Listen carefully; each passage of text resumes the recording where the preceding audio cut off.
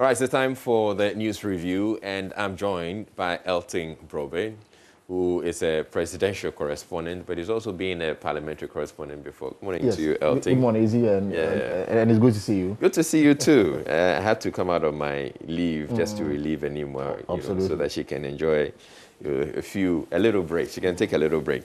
And today, this morning, in the newspapers, I realized that none of the newspapers has captured what happened in Parliament. Exactly. Indeed, it happened quite late, and so most of them would have gone to press at the time.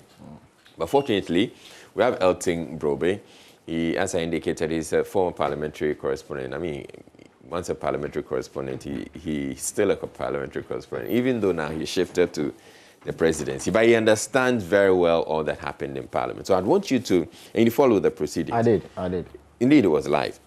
So what actually happened? So per the record of proceedings, remember that in the course of the day, the Finance Committee started to deliberate on the e-levy. The bill was referred to them by the Speaker of Parliament. And at the committee level, the decision was whether to bring the e-levy to the floor under a certificate of urgency.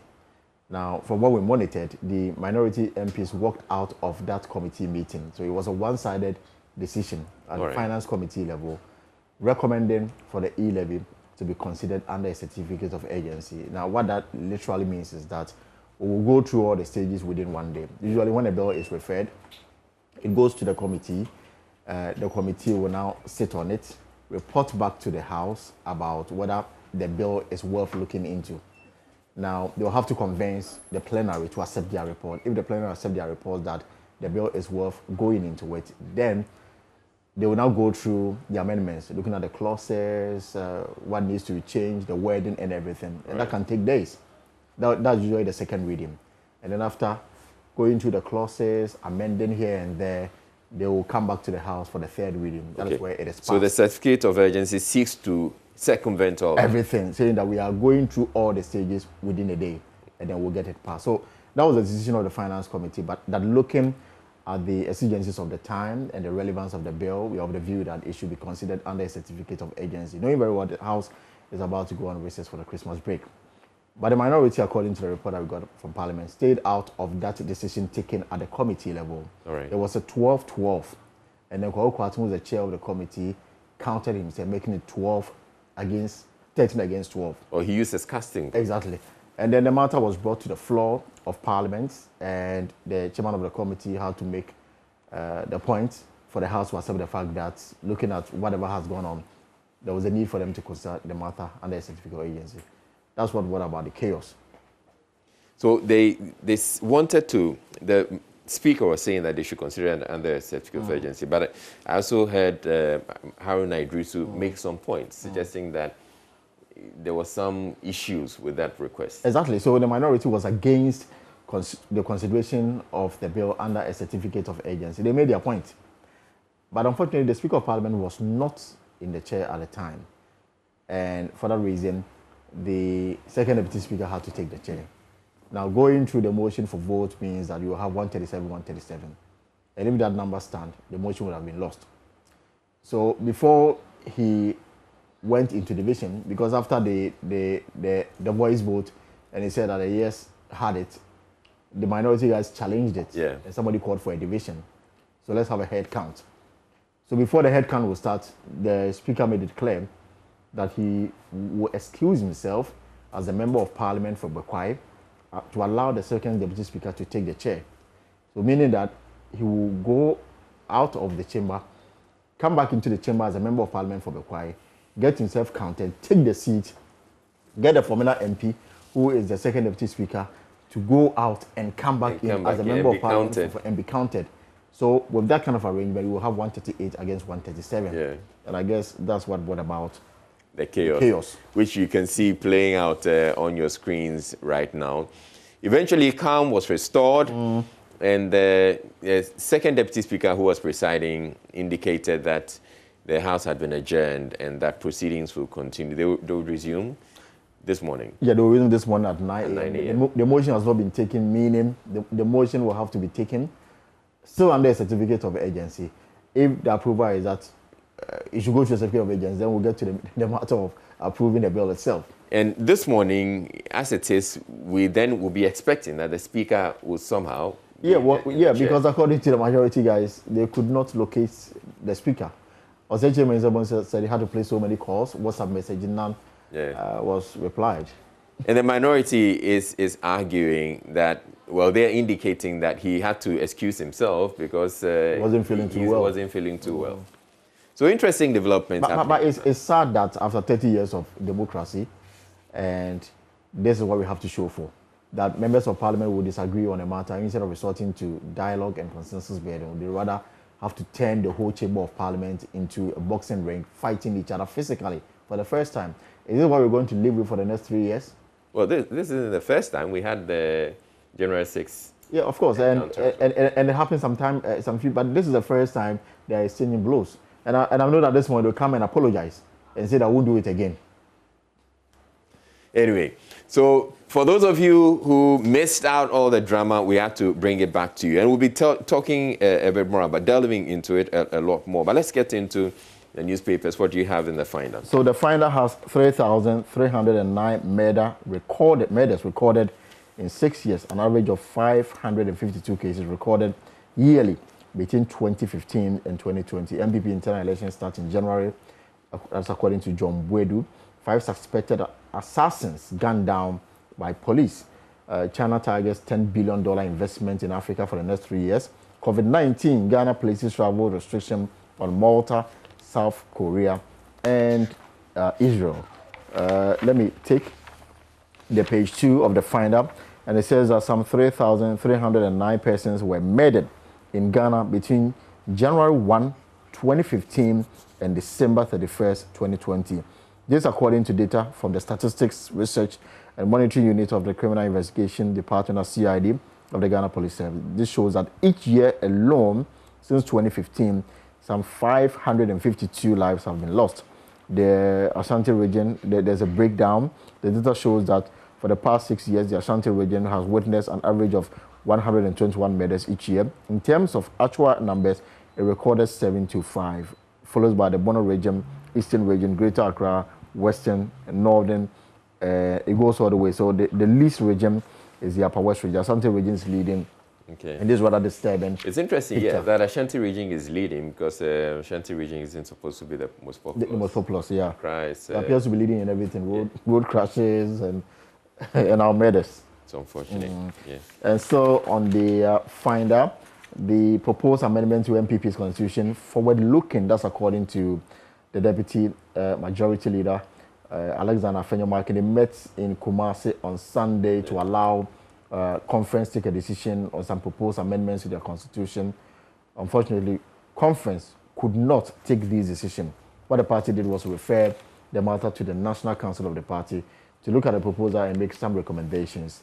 And we don't know when, because the party is starting internal elections from January, will climax it in June with the National Delegates Congress. We elect national officers. I don't know when they will have time to have another conference. Call to hear socio-IGP case on February 1. So these are some of the stories making rounds in the Finder. Let's get to the Daily Graphic. And on the front page, Finance Committee approves e-levy bill, which was how this played out. So the Finance Committee, as Elton was explaining to us earlier, they approved it. So it went to the plenary. And that's what we saw, the drama and the chaos that happened in Parliament. And then dealing with Omicron variant, Ghana imposes travel ban on 3 countries. And Yuletide season, influx of goods, low patronage. Let me read you a bit of the story. Most markets and business centers across the country appear busy and bustling as the Yuletide approaches. But traders say sales are slow. There is an influx of goods ranging from foodstuffs, other edibles, drinks, clothing, and other items usually well patronized during the Christmas festivities all around the markets and business centers. From the central business districts in Accra and Kumasi to the markets in Takoradi, Sunyani, Tamale, Ho, and Kofroidua, there are busy activities with traders and hawkers taking over pavements and pedestrians' walkways, while prospective shoppers also flock these areas, hoping to get items on their shopping list, a situation that has created both vehicular and human traffic in town. However, traders and hawkers are complaining that patronage of their goods is low. And has there ever been a year where they say that this year they're making so much money? Because you hear them always dry all the time. It's always dry. The business is slow and all that. Anyway, it could also be that maybe truly Krumayeshe, of course, as they say. Okay, so that story continues on page 3, and you can get a bit more on that. And then Chad to boost Mali's security with additional 1,000 UN peacekeepers. The Ethiopian World Heritage Site back in government hands. And then Benyua Do laid to rest. So, yeah, we heard of a passing a couple of weeks back. And then cost of presidential travels, national security issue. Minister tells Parliament. And this issue seems not to go away, because people, the minority, especially led by Okujetua Black, has been making the point that the people deserve to know. And I believe that the people deserve to know. Of course, we need transparency. We know, for example, the U.S., anytime the Air Force One is in the air, every hour, $200,000 is gone. It is very transparent. They know how much they are spending on the presidential travels of Joe Biden. UK the same. So why should it be a secret that we are aware of how much we are spending on our president travels? The Minister for National Security says so. So that's what we're dealing with now. Also in the Daily Graphic, 35-year-old Boric wins elections. That's the leftist candidate, Gabriel Boric, has won Chile's presidential election to become the country's youngest ever leader. That's an interesting development there happening in Chile. There's more. Let's move on to some other stories in the Daily Graphic. Destruction of Asante land. Otumfuo warns of stiffer punishment. So far, Asante has led in the planting of about 315,000 trees at Abono near Lake Busumchi through a partnership with Forestry Commission. And then Aglon Afiadanyingba gets chief after 300 years. Wow. Akamu installs one after 18 years. Okay. And then 10,000 children benefit from literacy program in Afram Plains. That's also in the Daily Graphic. Let's get to Golden Jubilee of Nana Otumfuo Serebo brought Anna to Ghana. That's President Akufo-Addo saying that. National standardized test successful as Education Minister. And Chico hands over Chirapatre Terminal to government. So the Chinese construction firm, China Henan International Cooperation Group Company Limited, has handed over for use a newly constructed lorry terminal at Chirapatre in the Asokwa Municipal Assembly of the Ashanti region.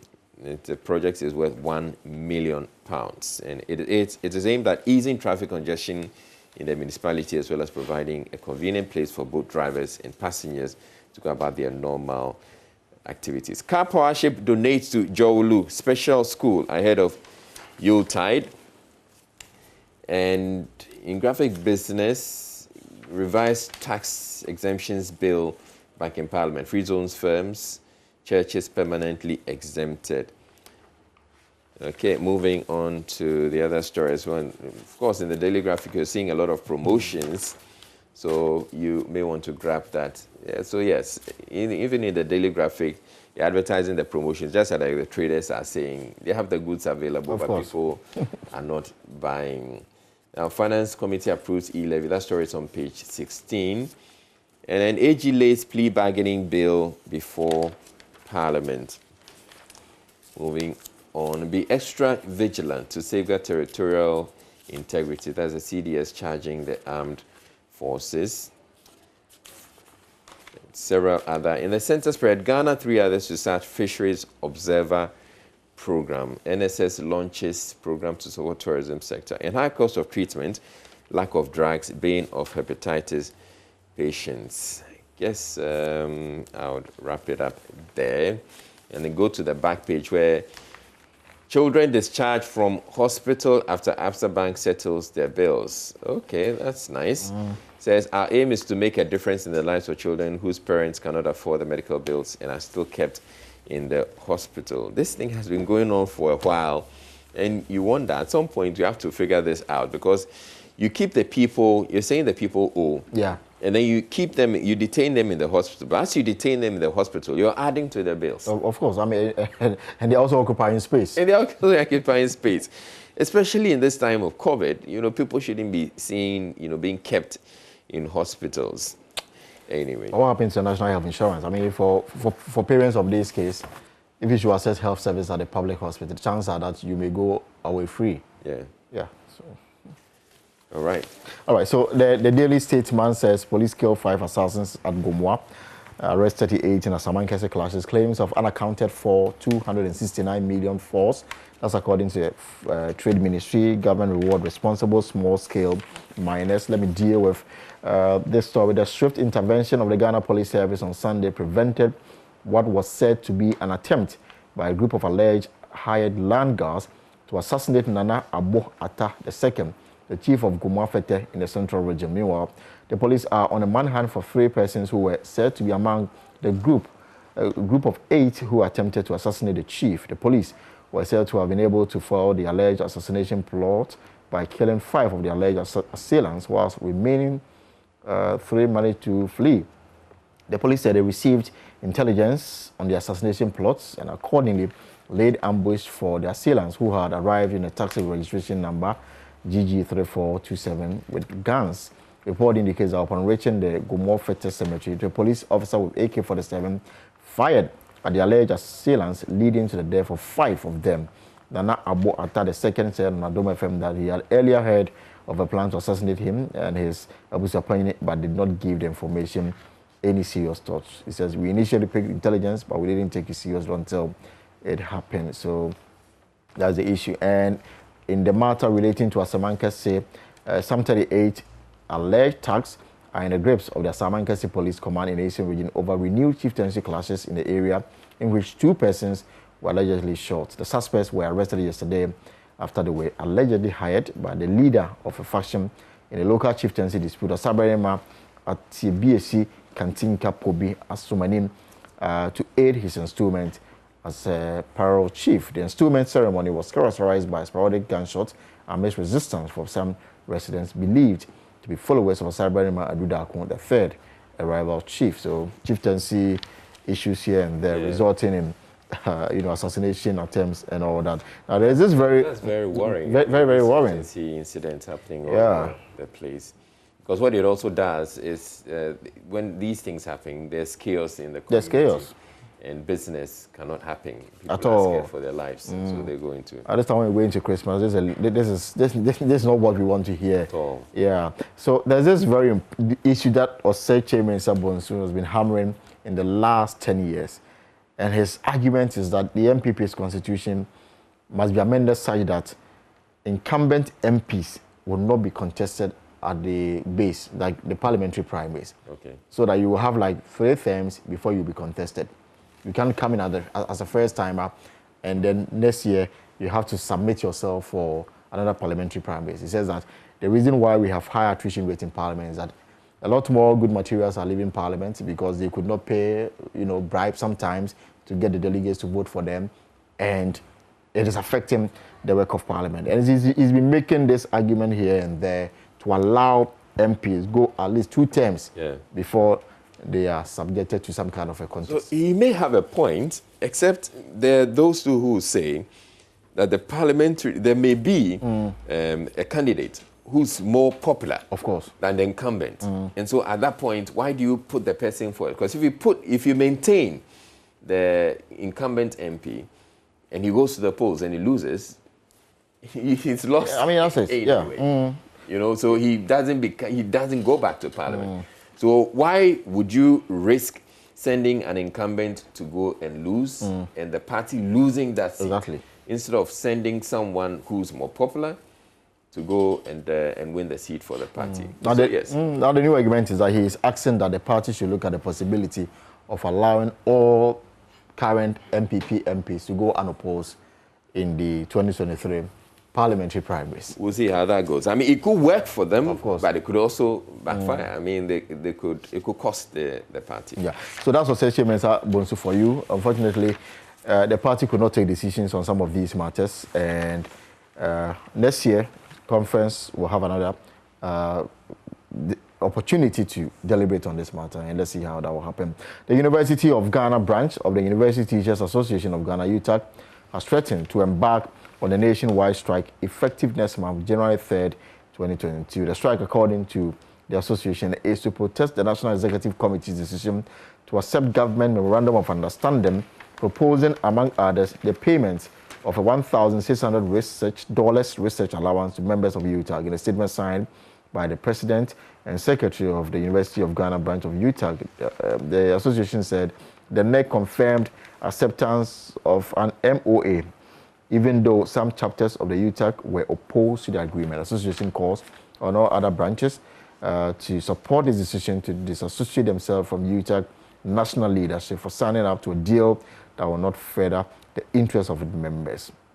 The University of Ghana UTAG is resolved to take a unilateral decision to stand on its resolution of rejection of the memorandum of agreement embarked on an indefinite industrial action effective January 3rd, 2020. So it looks like the front of UTAG is divided because University of Ghana is taking on their leaders for accepting a $1,600 research allowance, and they are saying that they will be going on strike on the 3rd of January. Yeah. So there are other stories in the paper. You know, there was a claim that the trade minister could not account for $269 million. The minister, Alan Chemartin, says that it's false, and he's provided reasons to back the claim. Government to reward responsible small-scale miners tomorrow. And back page of the paper, sports, tennis, and then the others, we have the Ghana's league. There was a discussion yesterday about the indefinite suspension of the English Premier League. So the managers of the league met and they decided to go ahead with the matches and only postpone where necessary. Because of COVID. Yeah, the concerns of, about COVID, especially with Chelsea saying that looks like the COVID, the latest outbreak is hitting them hard. Very, very much having hard. to lose a number of players. But I think that the players themselves are not availing themselves to take the job. Some, for some reasons, that is very strange. Some says that is purely on religious ground. Yeah. Some says that they are just against vaccination. Now, some of the teams have taken measures, including even cutting down the salary of some of these players. But yes, so some are not availing themselves to take the job. Let's get to the Ghanaian Times on the front page. COVID-19 variant spread. Ghana tightens travel restrictions, bans Israel, Malta, South Korea for 14 days. And there's a COVID-19 alert. Be alert for flu-like symptoms during Harmattan. Patients should report quickly to establish exact diagnosis. I'll get to that story, which is on page 15, and get to understand what we should be looking out for as far as COVID is concerned. So it says the members of the general public have been cautioned to be on high alert for COVID-19 should they experience flu-like symptoms as Harmattan season sets in. Member of the COVID-19 management team at the Greater Accra Regional Hospital, Dr. Emmanuel Adipa Adapo, urged that rather than resorting to home remedies, people should be quick to report to nearest health center to establish the exact diagnosis and avert the worst. So essentially, he's making the point that if you seem to be experiencing some flu-like symptoms, don't think that it's because of the onset of the Harmattan. And it tends to happen just about the onset of Harmattan. You get to realize that people experience flu-like symptoms. He says, no, don't take this one for granted. It could be COVID-19 symptoms. So be on the lookout. In fact, I came back from Kumasi with feverish and all that. So he said I had to take a COVID test. Okay. Fortunately for me, it turned out negative. Okay. Because I didn't want to take chances. Yeah. So I went through the testing, in fact, 3 times, and all came out negative. Okay. Yeah. That's good. All right. So husband beats wife to pulp over chop money. We're still having these stories in the papers. So a 42-year-old woman, Mrs. Veronica Na, has been beaten to pulp by her husband, a fisherman at Manhiam, Galilea, Kaswa, following a misunderstanding between the couple. The victim, who collapsed and suffered multiple injuries, including an eye injury, was rushed to the Amanfrom Polyclinic at Kaswa. Was reportedly stripped by her husband while on her way to the bathroom and beating over housekeeping money, chop money. How much are we talking about? Narrating a deal to Ghanaian Time, Mrs. Na said her husband, Mr. Nose Anohia, beat her because she requested for more than the 20 CDs he provided while getting ready for a funeral. 20 cities. I think some of our women are really suffering under some of these, marriages. Yeah. Witness in 60,000 fraud case testifies before court. Witness in the case in which an alleged fake pastor, Saint Joe Walker, duped businesswoman Darling to 4 of 60,000 cedis, has given testimony before an Accra Circuit Court. Okay. There's a photo of the accused Saint John Walker, who's said to be an alleged fake pastor. Then Tigray forces to withdraw from neighboring Ethiopian regions. Presidential election in Libya faces uncertainty. Then moving on to other stories. Buem kingmakers terminate Omanhene's occupancy of stool. And fight against corruption should commence from communities. President appoints deputy MD for State Housing Company.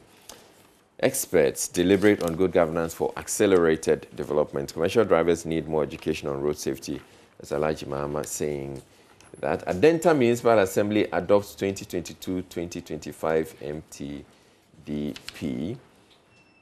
Ghana Health Service records 973 COVID-19 active cases, appeals to unvaccinated to go for jabs. Please do, yes, go for your COVID-19 vaccines. And according to Dr. Anthony Siansa, we have 10 million vaccines available. Yes, available in the country, and people must simply just go and get it. In fact, in Ashanti region, they are knocking on people's doors and getting them out and then giving them the jabs.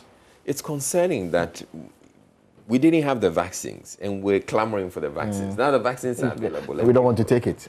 People are not taking them. Right, 1,352 farmers registered under PFJ, Planting for Food and Jobs policy in Peru West.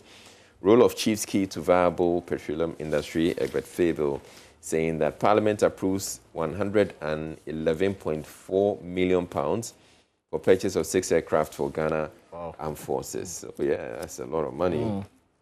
And then, but does that include the presidential jet? The vehicle. Well, the explanation that Litu provided Parliament last week when he was asked about this was that the current fleet are not fit for purpose, and they need aircraft that can, ferry the executives as well as the Ghana Army personnel. So it's unclear whether it is an executive jet they are buying or they are buying one for the troops. Okay. But anyway, they've indicated that it's supposed to be, these are supposed to be jets, so maybe not the one that the president wants. So Ghana South Assembly moves to meet revenue target. NGO pays 25,000 cedi medical bills for 26 patients. Okay, let's go to the back page. Adjoa Safo cuts sought for construction of High Court in constituency. And 20 prison officers undergo training in beekeeping. That's it for the Ghanaian Times. So let me quickly glance through the Daily Guide, front page, political stories about Bawumia possibly emerging as a flag bearer of the party. That's according to the Daily Guide from their own, analysis. Same stories on the front page of the Dispatch. But there's this very interesting story. Kote Izani, other face trial about collapsed banks, and the Economic and Organized Crime has referred some owners and directors of collapsed 10 savings and loans companies to the Attorney General's Department for possible prosecution. The EOCO is working with the Attorney General's Department for the speedy prosecution of persons suspected to have been complicit in the insolvency of these financial institutions. Owners and directors of savings and loans companies like Ideal Finance, GN Savings and Loans, CDH Savings and Loans, Midland Savings and Loans, Legacy Capital Savings and Loans are expected to answer for the alleged actions leading to the insolvency. The remaining institutions whose owners and directors are also expected to be prosecuted are First Trust Savings and Loans, Express Savings and Loans, IFS Savings and Loans, Unicredit Savings and Loans, and Dreams Finance Company Limited. A statement cited from the Bank of Ghana on Friday, December 7, 2021, signed by Sandra Thompson, Secretary of the BOU, stated that the EOCO froze and impounded assets of the suspected owners and directors to help with reimbursement of the claims in the defunct institutions. So somewhere in 2019, the Bank of Ghana revoked licenses of some defunct savings and loans companies. and microfinance institutions as part of a banking sector cleanup exercise. 2019, we are in 2021, and they are now talking about prosecution. And even the banking sector collapse as well. I mean, how far are the cases? We're still apart from the Capital Bank CEO, not much. Simply not much. Let's get to My Joy Online, and on the main page there, MPs fight in Parliament during e-levy voting. So it's all there. I'm sure that you get a video as well. We don't know the whereabouts of Speaker Bagbing Afenyo Making saying that. Jean Mensah did not attend MPP National Delegates Congress. That's the EC saying that. And stop the rabble-rousing skit. Take your responsibility seriously. That's former President John Mahama to President Akufo-Addo. We will fight for the ordinary Ghanaian and ensure that e-levy dies. That's Atufo saying that. And I'm sure when he was saying that, he didn't mean that they were going to throw blows, but, well, some blows happened in Parliament. Men's Gold changes payment model for repaying customers. Are we still talking about Men's Gold? And because every now and then you hear Men's Gold saying that they're going to pay the people. Yeah, and then it doesn't happen. And then it doesn't happen. The caliber of leaders in Parliament now cannot build consensus. That Professor Jampo. Sami Jemfi drags AG Health Service to court over compulsory vaccinations. And Ghanaians going through difficult times, but that's not my fault. That's President Akufo-Addo saying that. All right, so that'll be it for the news review. Thank you very much. Thank you very much for coming through. Thank you, Izzy. And later on, as I indicated, we'll be delving a lot more into all the drama that happened in Parliament. In fact, there's another video of the fisticuffs in Parliament from a different angle. Not quite the one you've seen. So this one, you get it overhead, the overhead angle. So do stay tuned. We'll be sharing that with you. And then get to understand what actually took place. We'll be bringing some MPs into the conversation as well as some analysts. Do stay tuned in. This is the AM show. We'll be back with sports.